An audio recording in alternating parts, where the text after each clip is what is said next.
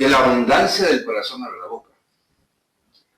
Esta es una expresión aparentemente que se está volviendo cada vez más popular hoy en día. Quizás de la que nosotros podemos aprender varias cosas, y es por eso que vamos a dedicar un tiempo para hablar sobre esta expresión. Quizás la primera cosa que tenemos que decir al respecto es que quizás también por eso, porque de la abundancia del corazón habla la boca, nosotros deberíamos sacar tiempo para escuchar lo que dicen las demás personas. No solo para escuchar lo que dicen, sino las palabras que usan, porque muchas veces lo que nosotros decimos o las palabras que nosotros usamos reflejan lo que nosotros creemos, reflejan lo que nosotros pensamos o inclusive sentimos o llevamos dentro de nosotros mismos. El pasaje concretamente se encuentra en el libro de Lucas y es el Señor Jesucristo hablando y diciendo: no es buen árbol el que da malos frutos, ni árbol malo el que da buen fruto. Porque cada árbol se conoce por su fruto, pues no se cosechan higos de los espinos, ni de las zarzas se vendimian uvas.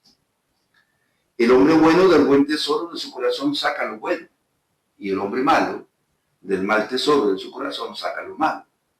Porque de la abundancia del corazón habla la boca. En este pasaje, el Señor Jesucristo viene hablando de cómo reconocer a las personas buenas y a las personas malas. Y esto sin pretender satanizar a nadie. Y cito: porque cada árbol se conoce por su fruto, pues no se cosechan higos de los espinos, ni de las zarzas se vendimian uvas. No en vano aquí el dicho popular que dice, cuando el río suena, piedras trae. Está con su familia en un día de campo a la orilla de un pequeño riachuelo y de repente el agua se vuelve chocolatosa, cambia de color, comienza a llenarse de basura y usted escucha, ¿verdad?, un ruido. Cuando el ruido suena, piedras que viene bajando una cabeza de agua. Eso es casi que un principio natural, ¿verdad? ¿Qué estamos diciendo? Bueno, que las palabras que usamos y nuestras acciones son un reflejo de lo que creemos, de lo que pensamos, de lo que llevamos por dentro de nosotros mismos o inclusive de lo que nosotros sentimos. Quizás de ahí que debamos poner atención a las palabras de las personas y a lo que dicen, porque de la abundancia del corazón habla la boca. Repito, parece ser que este es un asunto inevitable. Por lo tanto, es algo así como una ley natural. Tan natural como que una higuera produce higos, no zarzamoras. Tan natural como una vid, ¿verdad? Como una vid produce uvas, no higos. Es así, de simple, ¿verdad? De manera que la higuera produce higos, la vid produce uvas y la zarzamoras. Lo contrario sería totalmente, ¿qué?, antinatural. ¿Tiene un palo de aguacate usted? pero el palo de aguacate le produce a usted uvas. Eso es antinatural, porque el árbol es un árbol de aguacate. Un árbol de manzanas que le produce a usted yuca, eso es antinatural porque es un árbol de manzanas. Entonces, de ahí que el Señor diga en Lucas, en el capítulo 6, en el versículo 45, el hombre bueno, del buen tesoro de su corazón saca lo bueno, y el hombre malo, del mal tesoro de su corazón, saca lo malo, porque de la abundancia del corazón habla la boca. Es lo que el Señor con mucha claridad está diciendo.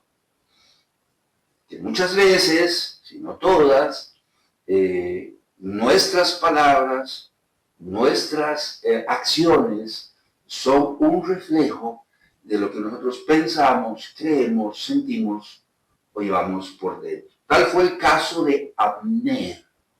¿Quién fue Abner? Abner fue el general del ejército del rey Saúl, quien a la muerte del rey Saúl hace rey a su hijo, o a su único y sobreviviente hijo, Isboset. Hay que recordar que Saúl va a la guerra con los filisteos y lleva a sus hijos mayores, y Saúl muere en la guerra junto a Jonatán y a sus demás hijos, y solo le sobrevive uno que se llamaba Isboset, y había permanecido, o sea, no había venido al campo de batalla. Así que a la muerte de Saúl, el general Abner viene y lleva al trono de Israel al único hijo sobreviviente de Saúl, que se llamaba Isboset. Hay que aclarar, sobre las 10 tribus de Israel. De 12 tribus, Isboset llega a ser rey sobre 10 tribus. ¿Por qué? Porque ya David estaba reinando sobre Judá. Ahora sí, tratamos de recordar. Lo que dio a pie a que, entre comillas, entre estos dos reinos, hubiese un conflicto armado que duró algún tiempo. Dice aquí en segunda de Samuel, en el capítulo 3, en el versículo 6, como había guerra entre la casa de Saúl y la de David, aconteció que Abner se esforzaba por la casa de Saúl. Muere Saúl, Abner lleva el trono a Isboset sobre las 10 tribus, o sobre 10 tribus de Israel. Y empieza un conflicto entre la casa de Saúl, las 10 tribus, y aquellos que seguían a el rey David. Como estamos leyendo, la palabra dice que Abner siempre se esforzó por mantener a Isboset en el trono. Por eso el conflicto, ¿verdad? Él tenía su ejército, tenía sus hombres, tenía sus operaciones, sus estrategias, y entraron en conflicto con David. ¿Para qué? Para mantener a Isboset sobre el trono de las 10 tribus. Él siempre se esforzó. Sin embargo, en un determinado momento, Abner entra en conversaciones secretamente con David para entregarle el reino, o entregarle el poder sobre estas 10 tribus sobre las que estaba reinando Isboset, y que David pues unificara el reino. Decimos que esto es algo que se veía venir, pues de la abundancia del corazón habla la boca. ¿Por qué decimos esto? Bueno, porque tiempo atrás Abner había tomado a una mujer concubina del difunto rey Saúl, algo que no le correspondía. Es lo que dice la palabra de Dios aquí en 2 de Samuel, en el capítulo 3, en el versículo 7. Y había tenido Saúl una concubina que se llamaba Rispa, hija de Aja. Y dijo Isboset a Abner: ¿por qué te has llegado a la concubina de mi padre? Abner siempre trató de mantener a Isboset en el trono. Siempre se esforzó, pero en determinado momento entra en conversaciones secretas con el rey David para entregarle el reino. Algo que se veía venir, porque había tomado, ¿a quién? A la concubina del difunto rey Saúl. Tal acción evidenciaba varias cosas. Que Abner había entendido que mantener a Isboset en el trono era una situación muy difícil. Estaba siendo complicado. Yo me imagino que Abner decidió apoyar a Isboset porque esto podía representar, la posición que podía representar, el dinero, las posesiones, el prestigio que esto podía implicar, pero estaba siendo muy difícil. Estaba siendo muy complicado. Vean lo que dice aquí en Samuel, en el capítulo 13, en el versículo 1. Hubo larga guerra entre la casa de Saúl y la casa de David, pero David se iba fortaleciendo y la casa de Saúl se iba debilitando. Entonces Abner dice, está un poco complicado mantener la posición que yo tengo, percibir el dinero, las posesiones que Isboset me está brindando, porque David va ganando terreno. Así que sería mejor hablar con David, ¿verdad? Porque ya no estoy muy dispuesto a seguir esforzándome por Isboset. Este pensamiento, este sentimiento, lo lleva a ponerse en una posición que no le correspondía y tomar a la concubina del rey Saúl. Era mejor negociar con David y sacarle provecho a la situación. Segunda de Samuel, capítulo 3, versículo 12. Dice así: entonces envió Abner mensajeros a David de su parte, diciendo, ¿de quién es la tierra? Y que le dijesen, haz pacto conmigo, y aquí que mi mano estará contigo para volver a ti todo el reino. A mí me da la impresión de que el mensaje de Abner para David fue, bueno, ¿quién realmente tiene el control de todo aquí? Soy yo. Entonces no negocie con Isboset, negocie conmigo, ¿verdad? Negociemos, hagamos un pacto, y aquí mi mano estará contigo para volver a ti todo Israel. Voy a entregar las 10 tribus y entonces se va a poder unificar el reino, ya no van a ser dos reinos como hasta el día de hoy. De modo que es así.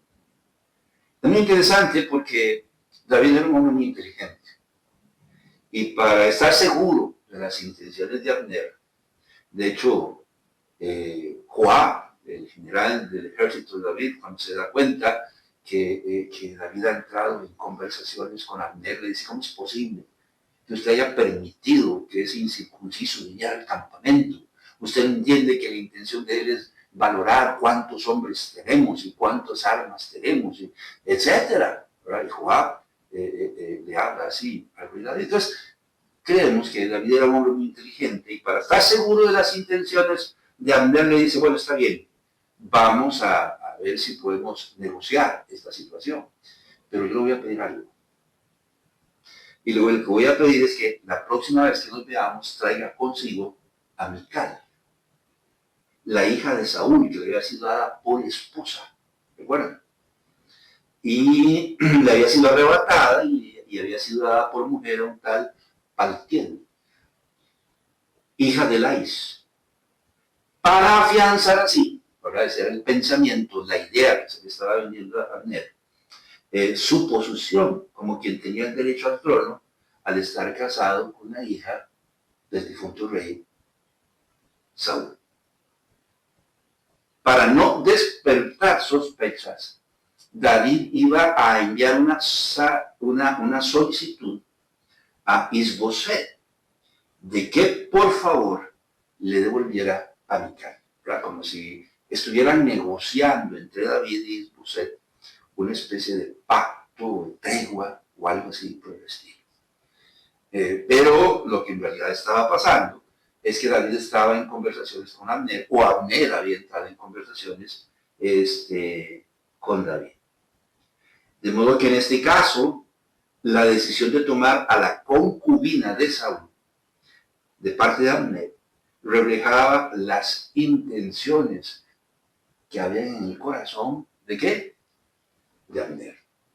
Parece que Isboset no era muy inteligente, ¿verdad? Como decimos nosotros, no le cayó la peseta, ¿verdad? No le cayó la moneda. No entendió lo que realmente estaba pasando, y nos puede pasar a nosotros. La palabra de Dios está hablando de un principio y dice de la abundancia del corazón habla la boca. Pongamos atención a las acciones de las personas, a las palabras de las personas, a lo que las personas dicen, porque de la abundancia del corazón habla la boca. Recordamos, por ejemplo, un caso de un sacerdote católico de origen puertorriqueño que en el año 2009 fue descubierto y fotografiado en una playa con su amante. O sea, no fue descubierto en un hotel, ni un motel, ni un lugar escondido y oscuro, sino que fue descubierto en una playa junto a su amante. Cuando todo esté, ¿qué podemos decir? Ese escándalo, ¿verdad? Sale a la luz pública. Este hombre renuncia al catolicismo, se casa, ¿verdad? Con su amante, ingresa como sacerdote a la iglesia episcopal americana, que no es más otra cosa que la iglesia anglicana. La iglesia anglicana es la iglesia de Inglaterra. La iglesia episcopal es la iglesia anglicana norteamericana. Y él ingresa como sacerdote a la iglesia episcopal americana y desde entonces él desarrolla, por decirlo así, su ministerio como sacerdote de la iglesia anglicana americana. Entonces yo tengo una pregunta. ¿Quién hace pública su relación secreta, ilícita y pecaminosa ante el mundo entero de esta manera? Nadie, menos un sacerdote. Entonces, bueno, yo creo que ya la decisión había sido tomada y en entrevistas posteriores así se reflejó. Ya la decisión había sido tomada, no quería seguir simple y sencillamente ocultándose. No quería seguir, entre comillas, en pecado. Y la Iglesia Católica iba a seguir en pecado, porque había tenido que aceptar, por decirlo de alguna manera, este asunto del celibato, ¿verdad? Entonces, ella no quería seguir en el pecado mientras estuviera en la Iglesia Católica. Estaba obligado por su palabra a guardar este asunto del celibato. En dado caso, yo creo que él ya había decidido salir de la Iglesia Católica. Por lo general, ese tipo de situaciones se manejan con la más absoluta discreción. Por lo tanto, cuando supuestamente se dan de manera accidental, lo que se está reflejando es lo que hay en el corazón de las personas. Mateo capítulo 15, versículo 18 y 19. Mateo capítulo 15, versículo 18 y 19. Pero lo que sale de la boca del corazón sale, y esto contamina al hombre. Porque del corazón salen los malos pensamientos, los homicidios, los adulterios, las fornicaciones, los hurtos, los falsos testimonios y las blasfemias. ¿De dónde salen? Del corazón. ¿Y qué estaba diciendo el Señor? De la abundancia del corazón habla la boca. De modo que no es que sencillamente, ¿verdad?, nos equivocarnos. ¿Y qué es de humanos? Errar. No. El pecado es un producto de algo que se venía fraguando desde tiempo atrás. De algo que se venía fraguando en nuestro corazón desde hace tiempo. Entonces muchas veces nosotros, hermano, ¿qué le pasó? Ya, usted sabe, el diablo es nuestro enemigo, el tentador. Y él vino a mi casa y tocó la puerta, y yo cometí el error de abrir, y él empujó y entró, y yo me fui. Siempre tenemos que echarle la culpa a alguien. Así lo hizo Adán con Eva, y Eva con la serpiente. Y siempre es igual. Pero mi amigo, mi amiga, perdónenme, mi hermano, mi hermana, la palabra de Dios dice que el pecado es el producto de algo que se venía fraguando en nuestro corazón desde hacía mucho tiempo. Santiago, capítulo 1, versículo 14 y 15. Sino que cada uno es tentado cuando de su propia concupiscencia es atraído y seducido. Entonces la concupiscencia, después que ha concebido, da a luz el pecado. Y el pecado, siendo consumado, da a luz la muerte. Santiago está hablando de un proceso. Y está diciendo claramente que cada uno es tentado cuando de su propia concupiscencia es que atraído y seducido. Hay un proceso de atracción, hay un proceso de seducción, donde nosotros comenzamos a ver, donde nosotros comenzamos a oler, ¿verdad?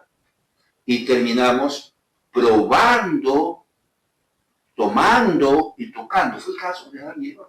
Miraron, codiciaron y tomaron. Ese es el proceso de la tentación que nos lleva a nosotros al pecado. Por eso la palabra de Dios dice de la abundancia del corazón, ¿qué cosa? Habla la boca. Dice de la abundancia del corazón. O bien sea, cuando el corazón está lleno, se desborda. Y abra la boca, tome agua, cualquier líquido, y comience a vaciarlo en un vaso. Si usted no se detiene, se va a desbordar. Es un principio lógico, es un principio natural de la abundancia del corazón.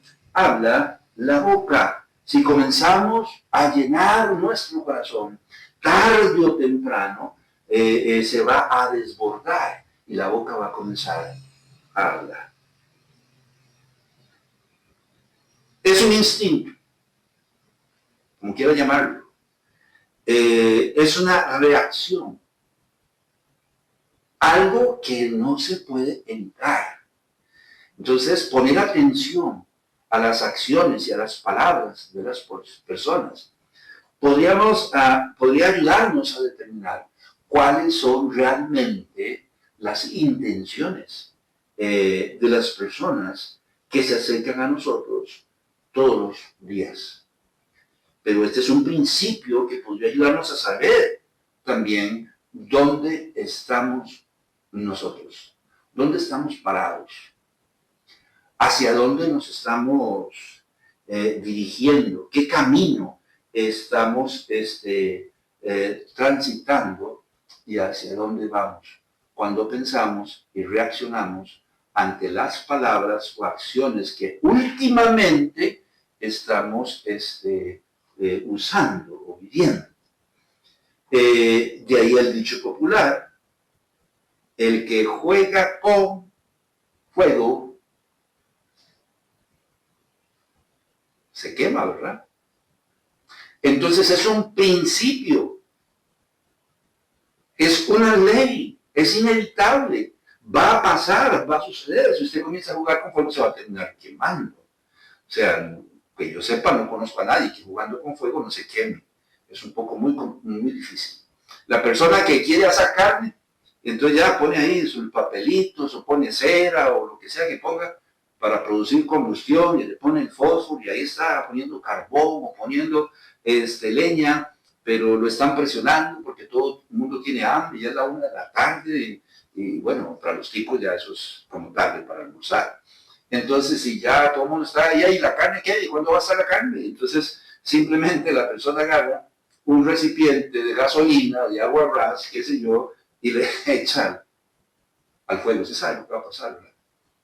Entonces, eso es lo que dice el dicho: el que juega con fuego se quema. Es mejor examinar los pensamientos y sentimientos guardados en nuestro corazón antes de que sea demasiado tarde. ¿Qué dice Santiago en el capítulo 1, en el versículo 15?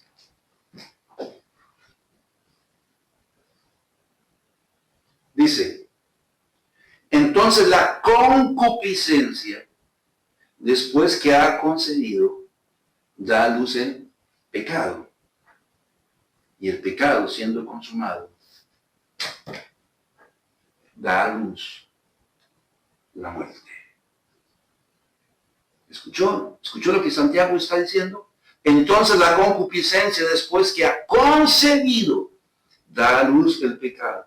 Y el pecado, siendo consumado, da a luz la muerte. Yo no sé muerte en qué sentido. Yo entiendo que hay varios tipos de muerte.